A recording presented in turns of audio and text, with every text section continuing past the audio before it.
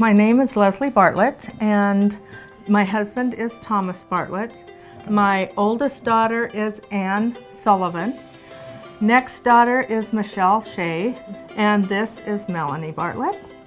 We have another daughter named Emily and a son named Tom.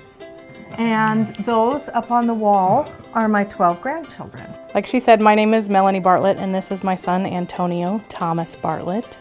And this is my daughter Brooklynn Diane Bartlett.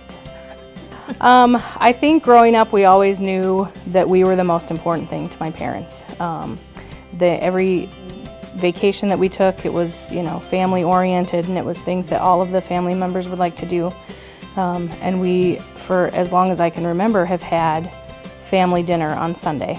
And they still, all the girls come over for family dinner on Sunday. And I think now the grandkids feel from my parents that they're the most important thing too. So there's a lot of love in this home.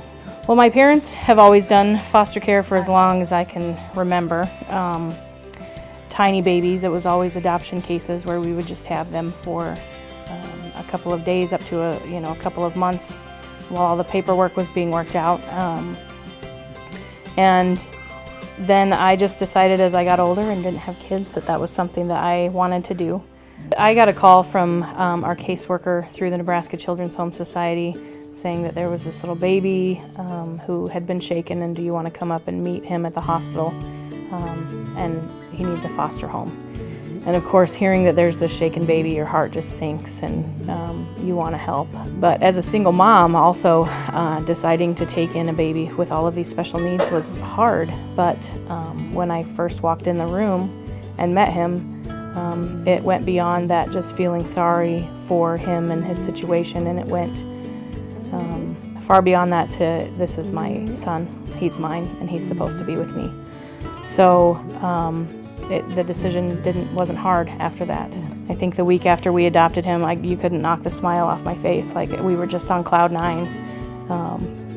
And sometimes I still look at him and I can't believe that he's mine and he gets to stay forever. So. Well, Brooklynn came home. We got her right from the hospital when she was 2 days old. So that was in October of 2010. And then I adopted her in October of 2012. So just after her second birthday, I adopted her. Having children in our home all the time has just given me the opportunity then to be a really close grandma to them. And I lived my life to be a grandma. That's what as many women will tell you. 10 years ago, actually this month, Tom had an acute brainstem stroke, and we didn't think for a long time that he would live. And then we were told not to bring him home, and none of that happened because I was told to go find a nursing home for him, and I just couldn't do that. He's lived in his home for all this time. Yes, we still have lots of challenges every day, but we're a family and we stick together. You go through life and you expect that in your 50s, I was in my 50s, that there would be different things happening in your life. And now for a quarter of our marriage, I've been my husband's caregiver. That gives you a totally different perspective. And with Antonio coming into our home, routine had to change a little bit. But we're a family that doesn't get crazy about little things. Things are things and people are people. And you need to take care of people.